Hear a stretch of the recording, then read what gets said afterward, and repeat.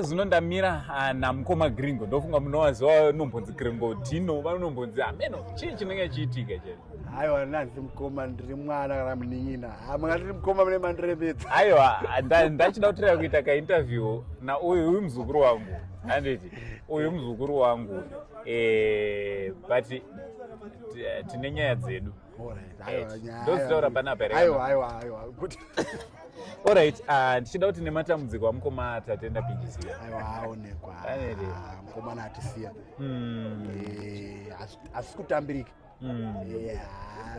pari zvino tichiri kuona ngemovie but tongoti Mwari waita kuda kwavo hatina zvatinogona kuita. Hapana, zviri kurevei kuindustry yeati yese kwamuri? Hatutarasikirwa zvikuru because tatenda anga asingasarudzi aishanda nemunhu wese ende munhu wekuti ainkareja mushanda.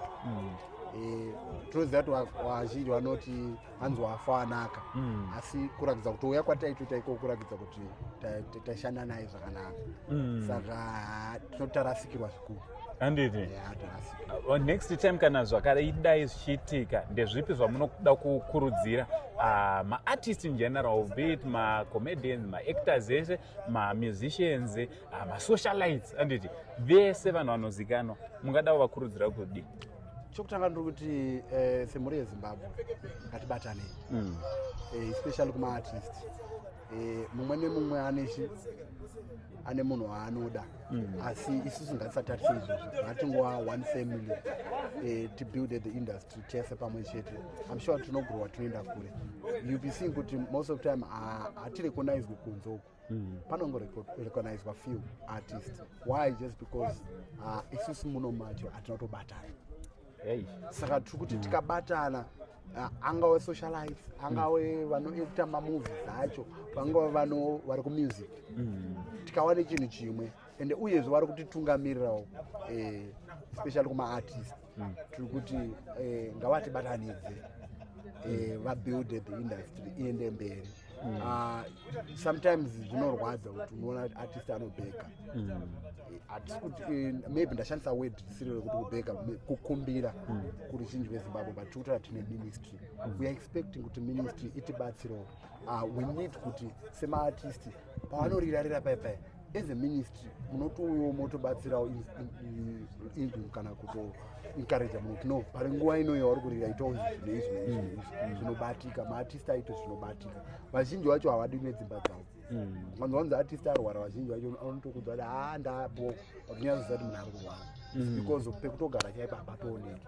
Saka tiri kuti vanomirirawo maartist tinokumbirawo mumbogarawo nemaartist acho pasi muchionesanawo zvavasina nezvavainazvo kuti basa redu rifambe mberi.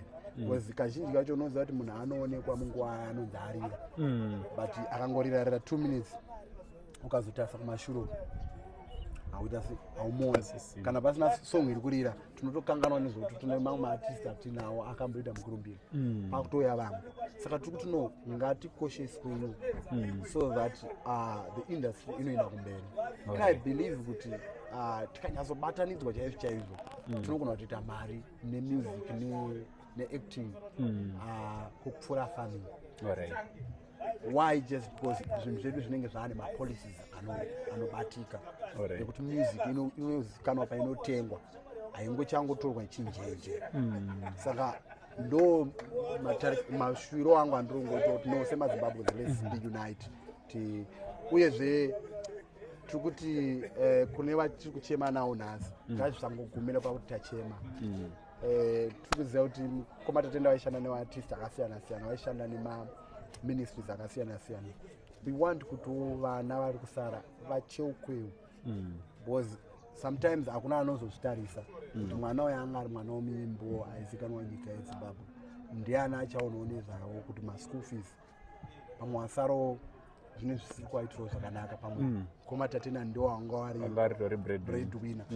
We need kuti wazoitawo follow up wachionawo kuti vana vacho vari kuraramawo sei ndezvipi zvavanonida angava maschool fees panga kuona kuti chikafu chaicho mauniforms zvese izvozvo taikumbirawo kuti zvisangogumira pakuti tachema zvobva zvangogumira zuva iroro, nekuti kazhinji kacho tinenge takawanda kudai tichichema tichita sei, asi anozosara ari 1 ndimai. Mai ivavo vakatadza kuziva kokuenda unochemera zvinobva zvatodhaka, yato imwe stress yawanayo futi. Saka tiri kuti nemo ango ndiri kuona muripo ndimo vamwe vacho mune muchizoenda unoitawo mafolaps iwayo semaitira murungoitawo kwatiri muchinzwa kuti zvii zviri kunetsa ndezvipi zviri kudikana. Saka tiri ngoto ngativacheukeiwo kuti zvinhu zviende mberi. Mukoma, mashoko makukutu amataura panguva pfupi. Thank you so much nekunge muri munochenjedza zvakare vanhu vese semhuri yeZimbabwe. Pamusoro iyi muri yeruwa ndakumbira timbosimudzawo maoko mudenga.